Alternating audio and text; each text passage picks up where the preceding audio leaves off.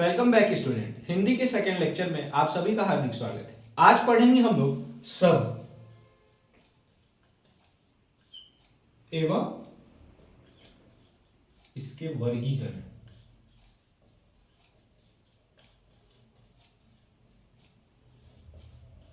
ठीक है, कल हम लोग वर्ण विचार पढ़े थे तो मैं आपको बताया कि भाषा की सबसे छोटी इकाई क्या कहलाती है? वर्ण कहलाती है ना। यहां हम लोग जानेंगे कि शब्द किसे कहते हैं। तो शब्द दो या दो से अधिक, है ना, मिलके दो या दो से अधिक वर्ण आपस में मिलके एक सार्थक, है ना। सार्थक इसका मतलब होता है एक जिसका अर्थ हो, है ना, कोई विशेष अर्थ हो। सार्थक या निरर्थक ध्वनि क्या कहलाती है? शब्द कहलाती है। तो मैं ये बोल रहा हूं यहां कि दो या दो से अधिक वर्ण आपस में मिलके या तो सार्थक ध्वनि स्पष्ट करेंगे या तो निरर्थक ध्वनि स्पष्ट करेंगे, है ना। तो इन्हें क्या कहेंगे? शब्द कहेंगे, है ना। ज्यादा तौर पर ये सार्थक ही होता है। ठीक है, सार्थक ध्वनि जैसे अगर मैं बात करूं लड़का, है ना, अगर मैं बात करूं टेबल, है ना, अगर मैं बात करूं पुस्तक, है ना, ये सभी क्या है? शब्द। क्लियर है ना। निरर्थक ध्वनि की बात करें तो यहां आ जाएगा आपका अक्कड़, अक्कड़ बक्कड़ बोलते हैं ना, ठीक है। और आ जाएगा अल्लम, ठीक है ना। ये सारी शब्द क्या हो जाएगा? निरर्थक, जिसका कोई अर्थ स्पष्ट नहीं होता है उसको निरर्थक ध्वनि कहते हैं, है ना। कई बार ऐसा होता है, लेकिन आपको बहुत सारे किताबों में देखने को मिलेगा शब्द का परिभाषा, तो उसमें साफ साफ लिखा रहता है ना। दो या दो से अधिक वर्णों से मिलकर बना सार्थक ध्वनि शब्द कहलाता है। जी हाँ, परिभाषा वही है, लेकिन नीचे आपको नोट करके लिखा होगा कि कहीं कहीं निरर्थक ध्वनि भी स्पष्ट होता है जो भी शब्द होते हैं। इसीलिए मैं आपको एक ही परिभाषा में बता दे रहा हूं, है ना, कि सार्थक और निरर्थक दोनों ध्वनियां अगर उत्पन्न कर रहा है तब भी वह शब्द होगा। ठीक है, चलिए देखते हैं शब्द के वर्गीकरण, है ना। तो बहुत सारे व्याकरण में क्या उल्लेख रहता है? तो शब्द के वर्गीकरण बहुत पार्ट में बांटा हुआ है ना, जिसको मैं 4 पार्ट में बांट दे रहा हूं। बहुत सारे प्रकार होते हैं। सबसे पहले हम लोग देख रहे हैं उत्पत्ति और स्रोत के आधार पर, है ना। उसके बाद फिर रचना के आधार पर देखेंगे, है ना। फिर अर्थ के आधार पर देखेंगे, रचना अर्थात बनावट के आधार पर, है ना, इसको आप लोग लिख लीजिएगा, ठीक है। और प्रयोग के आधार पर, या इसको व्याकरण के आधार पर भी बोल सकते हैं। ठीक है, क्लियर है। तो सबसे पहले हम लोग देखेंगे क्या? तो सबसे पहले पहला होगा आपका तत्सम शब्द।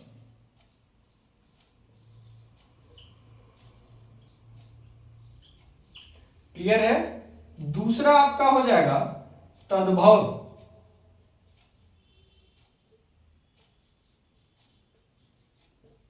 तीसरा आपका हो जाएगा, पहला हो जाएगा आपका क्या?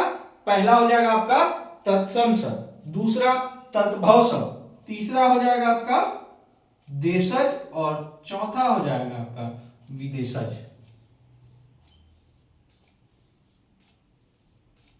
क्लियर है। ये चार्ट आप लोग बनाते चलिए, है ना। उसके बाद मैं आपको एक एक करके डिटेल बताते चलूंगा। ठीक है, क्लियर है। चलिए रचना के आधार पर देखो, पहला हो जाएगा आपका रूढ़ शब्द, दूसरा हो जाएगा आपका यौगिक, है ना, और तीसरा हो जाएगा आपका योग रूढ़।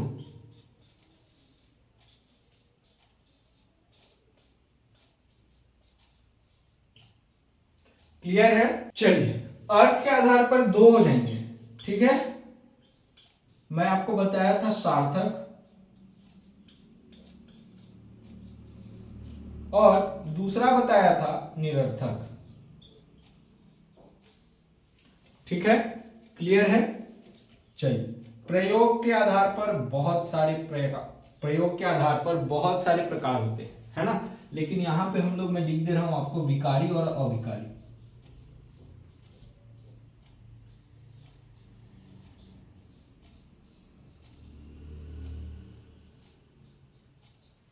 ठीक है, क्लियर है। विकारी में आपका फिर संज्ञा, सर्वनाम, विशेषण, ये सब आते हैं। इसको मैं आगे बताते चलूंगा, है ना। क्लियर है। चलिए इसको आप लोग नोट डाउन कर लीजिए पहले। चलिए सबसे पहले हम लोग देखते हैं स्रोत के आधार पर शब्दों के वर्गीकरण। तो पहले अपन चार्ट बना लेंगे, है ना। तत्सम, तद्भव, देशज और विदेशज। ध्यान से देखिए, ये त और आधा त प्लस सम से मिलकर बना है ना। क्लियर है, ठीक है ना।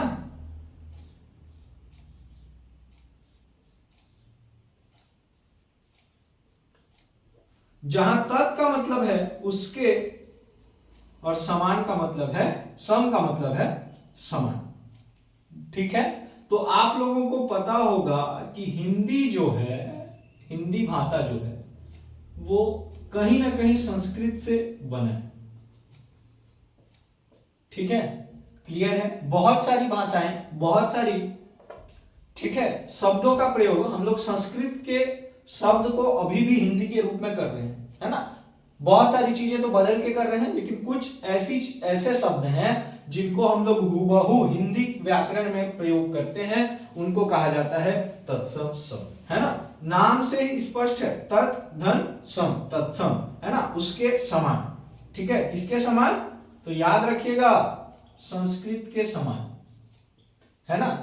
हिंदी भाषा के ऐसे शब्द जो संस्कृत भाषा से हूबहू लिए गए हैं उन्हें कहते हैं तत्सम शब्द, ठीक है। क्लियर है। जैसे प्रायः, ठीक है, जैसे प्रायः, जैसे पुष्प, ठीक है। क्लियर है। जैसे आज्ञा, जैसे अग्नि, ठीक है। क्लियर है। इसके बहुत सारे एग्जाम्पल होते हैं। क्लियर है। ये सब क्या है जी? ये सब तत्सम शब्द हैं, है ना। और एक आप लोग देखे होंगे महाभारत, है ना, भ्राताश्री बोला जाता है ना, तो भ्राता भी क्या है जी? तत्सम शब्द है ना। चलिए, क्लियर है, क्लियर है सबको? क्लियर है। चलिए आगे बढ़ते हैं। तद्भव शब्द, ठीक है ना। यहां भी आप लोग ध्यान से देखिए, ये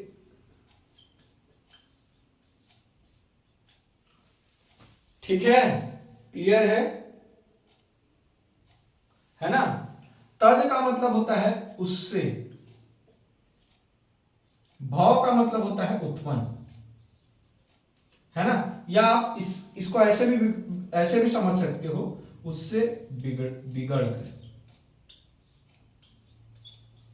है ना। भव मतलब जन्मा, है ना, या उत्पन्न, ठीक है। किससे? तो उससे। किससे जी? फिर वही संस्कृत से बना है, तो संस्कृत के ऐसे शब्द जो कुछ रूपांतरित हो गए, अर्थात उसको तोड़ के, है ना, या उसमें कुछ फेर बदल करके हम लोग हिंदी भाषा में उसको एक्सेप्ट किए हैं, वो क्या है जी? तद्भव है। क्लियर है। चलिए, है ना। मैं क्या बोल रहा हूं? संस्कृत के ऐसे शब्द जो रूपांतरित होते हुए हिंदी व्याकरण में सम्मिलित हुए हैं, उन्हें क्या कहते हैं? तद्भव शब्द। जैसे, है ना, यहीं पे मैं आपको बता रहा हूं, यहां आप लोग लिखे हैं पुष्प। पुष्प क्या हो गया है जी? अब फूल हो गया, ठीक है। अग्नि क्या हो गया है? आग हो गया है ना, ठीक है। यहां पे मैं आप लोगों को लिखवा रहा हूं, देखो, और, है ना, तत्सम शब्द में आप लोग लिख लेना आम्ल, जिसका तद्भव शब्द क्या है? आम, ठीक है। क्लियर है। चलो, है ना। आम, फिर खीर, है ना। और यहां पे आप लोग लिखिए, चलिए, आम लिखिए, खीर लिखिए, है ना, दूध लिखिए, कोयल, है ना। चलिए आप लोग कमेंट करके बताइए कि कोयल का तत्सम शब्द क्या होगा। ठीक है, चलिए आते हैं देशज शब्द में।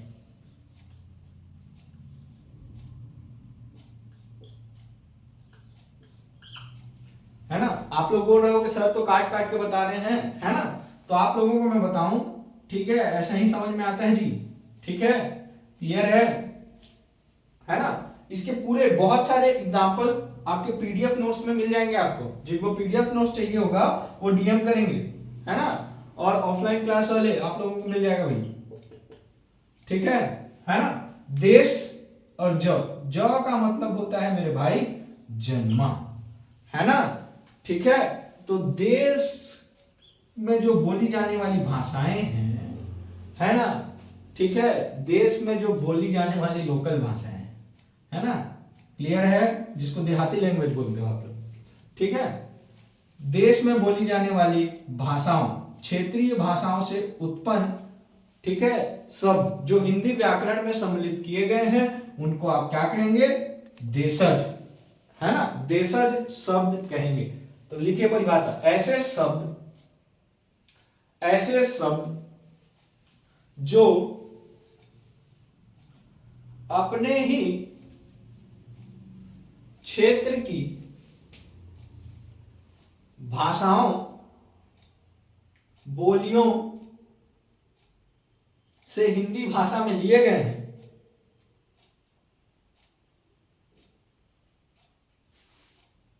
उन्हें देशज शब्द कहते हैं।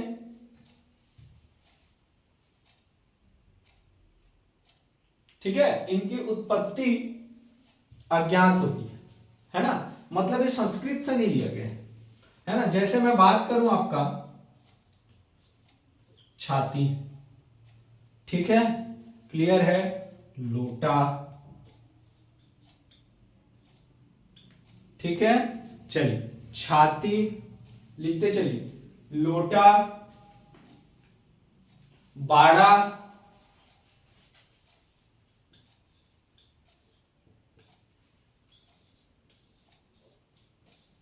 चिड़िया, है ना, छाती, लोटा, बाड़ा, चिड़िया, है ना, कलाई,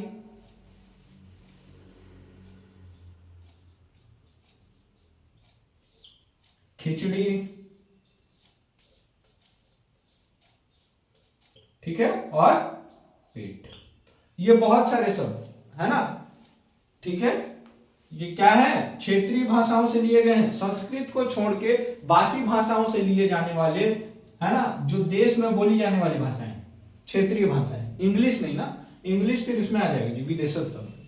ठीक है, चलिए अब देखो इसमें भी सेम वही रूल, ये हो जाएगा विदेश प्लस ज, है ना, तो आप लोग इसको फिर से, है ना, जो विदेश मतलब दूसरा देश, ज अर्थात जन्म, है ना। तो ध्यान से देखिए, इसमें मैं बताया था जो देश में बोली जाने वाली क्षेत्रीय भाषाएं हैं, उन भाषाओं के कुछ शब्दों को हम लोग क्या ले लिए हैं, हिंदी भाषा के व्याकरण में सम्मिलित कर लिए हैं हूबहू, है ना।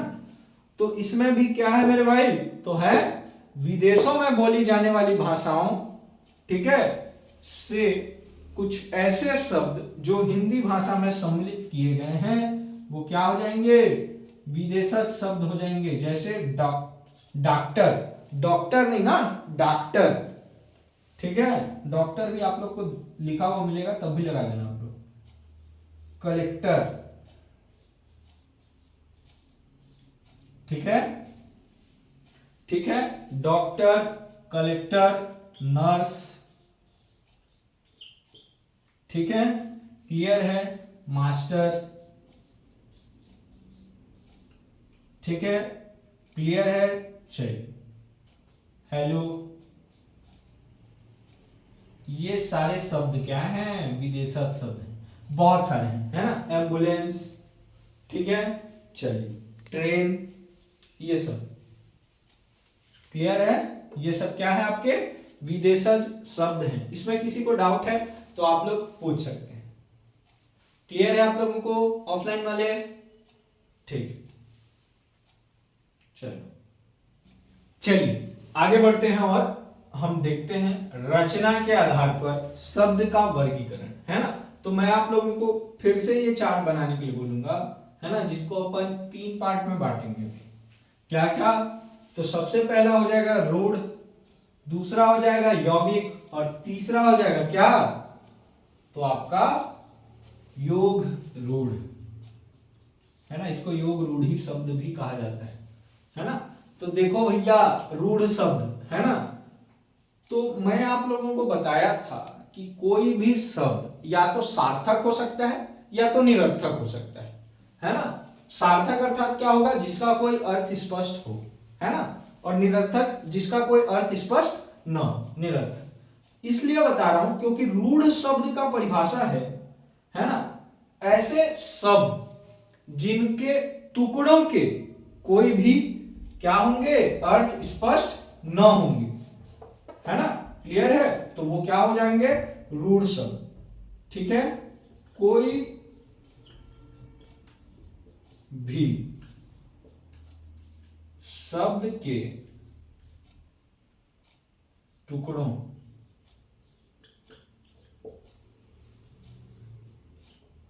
के अर्थ नहीं निकलते।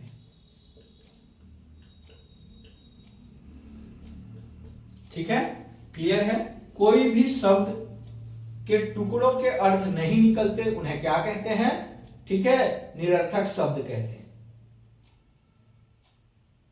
है ना। या फिर आप ऐसे भी लिख सकते हैं, वे शब्द जिनके टुकड़ों के कोई सार्थक अर्थ नहीं निकलते या जिनके टुकड़े हमेशा निरर्थक होते हैं, वो क्या होंगे? रूढ़। एग्जाम्पल के लिए चावल, अगर मैं इसको टुकड़ों में बांटूं तो चा धन वल काट सकता हूं या तो चाव प्लस ल काट सकता हूं, है ना।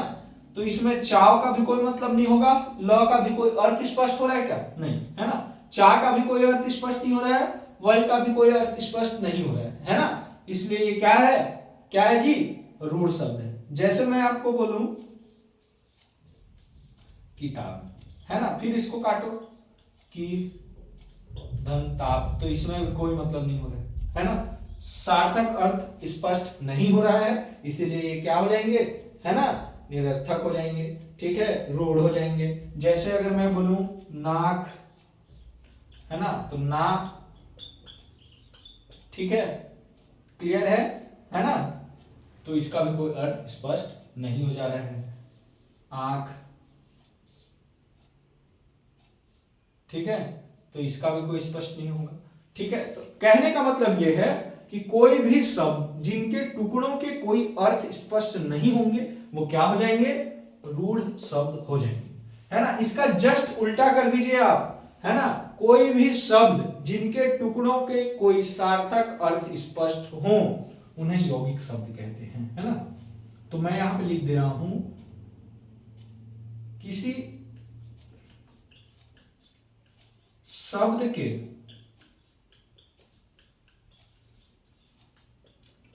टुकड़ों के सार्थक अर्थ निकलते हों तो उन्हें क्या कहेंगे?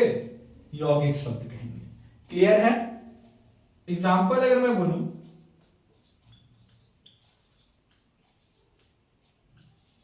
पुस्तकालय, है ना, इसको अगर मैं बांट रहा हूं तो पुस्तक प्लस आलय, है ना। इसको अगर समझने के लिए और भी बोलोगे तो रूढ़ प्लस रूढ़ मिलके क्या बनता है? यौगिक। क्लियर है? यौगिक का अर्थ ही होता है मिला हुआ, है ना। ठीक है, चलिए, पुस्तक और आलय। पुस्तक का मतलब तो आपको सबको समझ में आ रहा होगा, है ना, बुक, और आलय मतलब घर। ठीक है, दूसरा एग्जांपल लिखिएगा इसमें, है ना, हिमालय,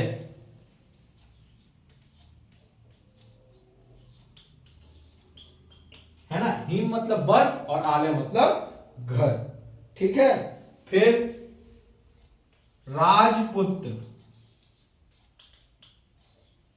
ठीक है, राजपुत्र, ठीक है, राजा का पुत्र, ठीक है बेटा, क्लियर है।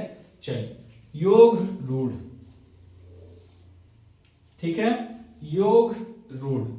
तो ध्यान से देखिए, योग रूढ़ शब्द, ठीक है, ऐसे शब्द को कहेंगे, है ना, जिसके टुकड़ों के अर्थ तो स्पष्ट होंगे, है ना, लेकिन वो, है ना, वो शब्द किसी तीसरे की ओर इशारा करेंगे।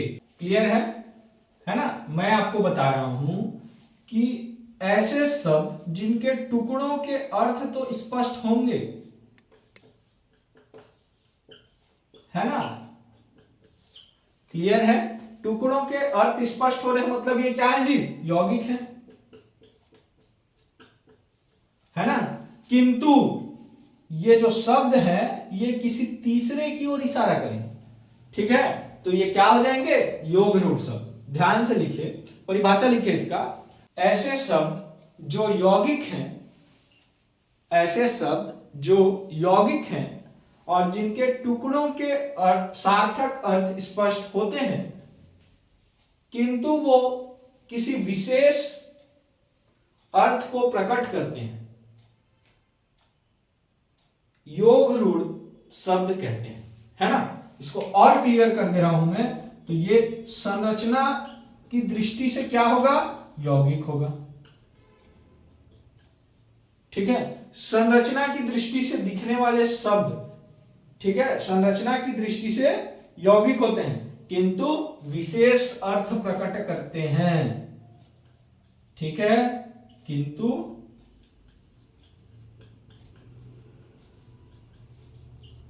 विशेष अर्थ प्रकट करते हैं, ठीक है। जैसे मैं बात करूं दशानन,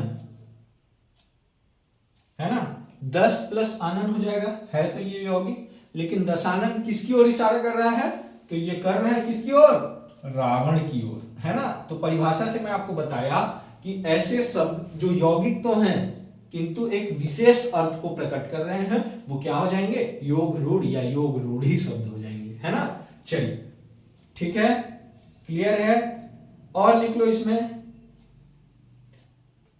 है ना, पीतांबर लिख लीजिए, है ना, नीलांबर लिख लीजिए। चलिए आगे बढ़ते हैं, है ना, क्लियर है। ये बहुब्रीहि समास होता है, आगे मैं इसको बताऊंगा आपको। आगे बढ़ते हैं, हम लोग अर्थ के आधार पर देख रहे थे, है ना। अर्थ के आधार पे मैं आप लोगों को बताया था, तो एक होता है, ठीक है, सार्थक, और एक होता है मेरे भाई निरर्थक,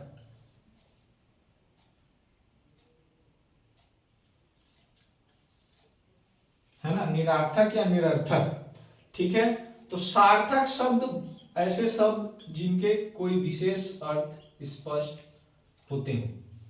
ध्यान से देखिए, सार्थक में 5 पार्ट होते हैं, है ना, एकार्थी, अनेकार्थी, समनार्थी, विपरीतार्थी और समरूपी भिन्नार्थक। तो सबसे पहले एकार्थक, ऐसे शब्द जो केवल एक ही अर्थ स्पष्ट करते हो, है ना, उन्हें अगर मैं बात करूं, ठीक है, रायपुर,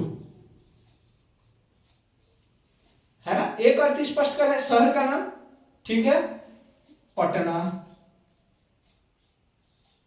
गेहूं मैं बोलूंगा तो अनाज का नाम, ठीक है, एक ही अर्थ स्पष्ट कर रहा है ना, तो वो क्या हो जाएगा, ठीक है, क्या हो जाएगा जी, हाँ, एकार्थी शब्द हो जाएगा, ठीक है। चलो, अनेकार्थी मतलब ऐसे शब्द जो एक या एक से अधिक,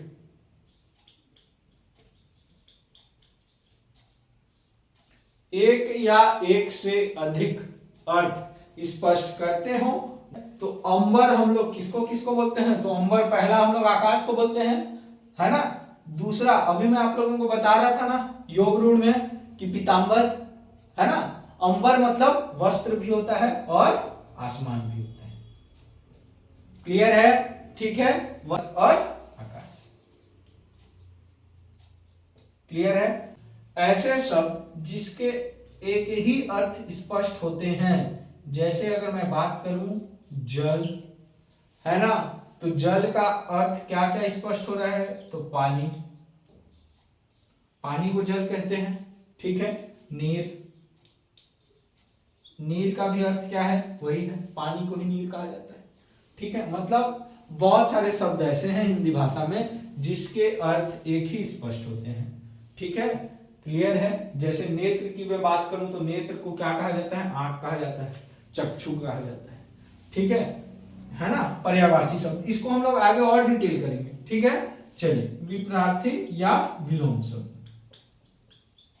ठीक है, क्लियर है ना, विलोम शब्द। तो ऐसे शब्द जो उल्टे अर्थ स्पष्ट करते हैं उन्हें क्या कहा जाता है, विलोम शब्द कहा जाता है। जैसे रात दिन, है ना, ठीक है, रात का दिन, आगे पीछे। ठीक है, क्लियर है। चल, माता पिता,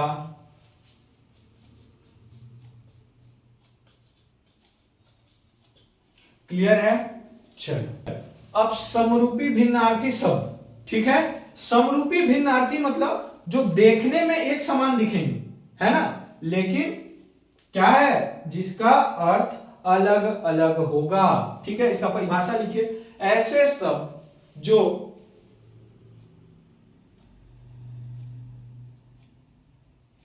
उच्चारण में एक समान किंतु अर्थ में भिन्न हो।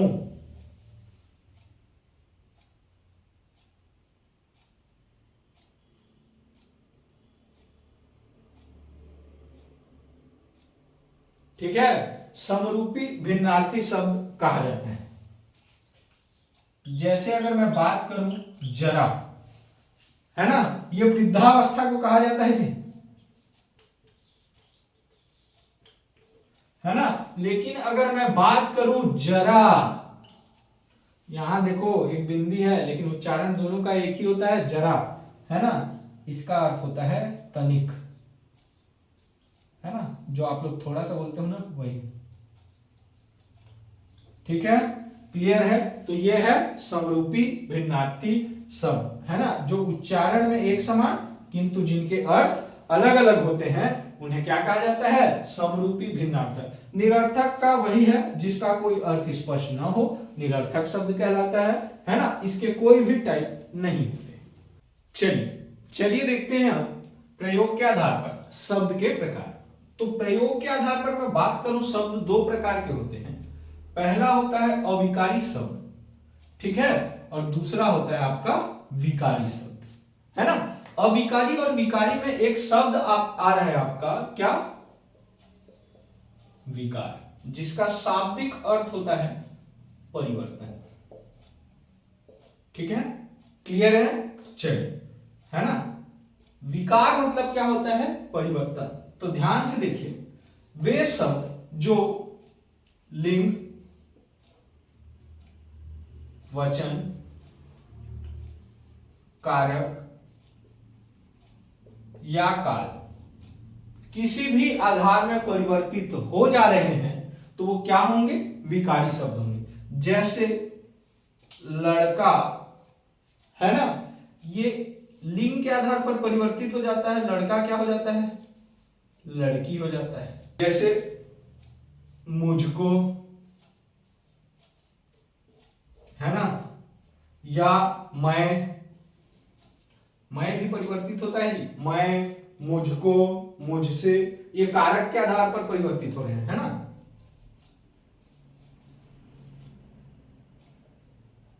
ठीक है, ये आगे बताऊंगा कारक क्या होता है, ये कारक के आधार पर परिवर्तित हो रहे हैं, मुझको, मैं, मुझसे।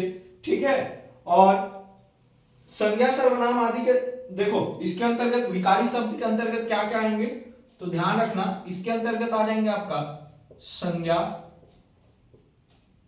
सर्वनाम, ठीक है, विशेषण।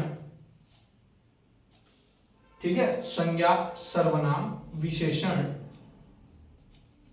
और आ जाएंगे आपके क्रिया।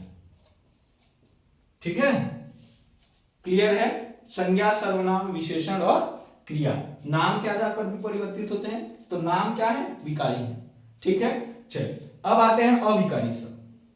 ठीक है, अविकारी शब्द यहां विकार था, ठीक है, और यहां क्या है, अविकारी। मतलब इन चारों के आधार पर वे शब्द जिसमें कोई भी परिवर्तन नहीं होगा, है ना, किस किस के आधार पर, तो फिर वही लिंग, वचन, कारक और काल। लिंग, वचन, कारक, काल इत्यादि के आधार पर यदि शब्द में परिवर्तन नहीं हो रहा है, यहां हो जा रहा था, है ना, यहां नहीं हो रहा है, इसलिए ये क्या हो जाएंगे जी, अविकारी शब्द हो जाएंगे। जैसे मैं बात करूं, ठीक है, हाँ, जैसे मैं बात करूं यथा, कथा, है ना, यथा कथा मत लिखो, इसको कदा लिख लो, कदाचित वाला, परंतु, इसलिए, है ना, ये सब देखो लड़कियां भी प्रयोग करती हैं, लड़के भी प्रयोग करते हैं। ठीक है, ये किसी लिंग के आधार पर भी परिवर्तित नहीं होगा जी। ठीक है, क्लियर है, और लड़के भी प्रयोग कर सकते हैं, लड़कियां भी प्रयोग कर सकती हैं। ठीक है, क्लियर है, परंतु भी वही है, इसलिए भी वही। ठीक है, इसके अंतर्गत आ जाएंगे आपका क्रिया विशेषण। ठीक है, लिखते चलिए, क्रिया विशेषण आएगा जिसके अंदर समुच्चय बोधक, लिखो समुच्चय बोधक, समुच्चय बोधक,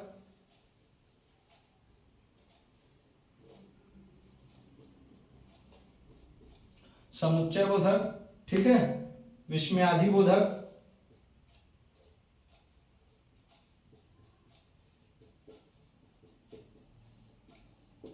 ठीक है, ये सब क्या आ जाएंगे इसमें आ जाएंगे। ठीक है, एक और लिख लो संबंध बोधक।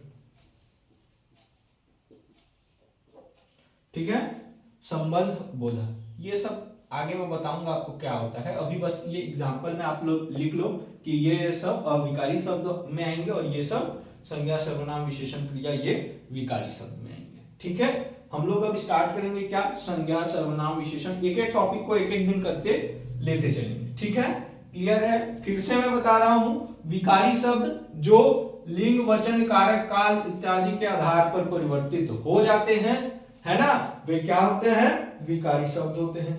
ठीक है, क्लियर है, चल, ठीक है, और अविकारी शब्द जो लिंग, वचन, कारक, काल आदि के आधार पर परिवर्तित नहीं होते हैं, वो क्या होते हैं, अविकारी शब्द होते हैं। ठीक है, क्लियर है, चलिए, ठीक है, अब इसके आगे हम लोग संज्ञा देखेंगे, सर्वनाम, विशेषण, क्रिया, एक एक लेते हुए चलेंगे, फिर क्रिया विशेषण देखेंगे, समुच्चय बोधक, विस्मयादि बोधक, संबंध बोधक, ये सारी चीजें हम लोग पॉइंट पॉइंट करके पढ़ते चलेंगे, है ना।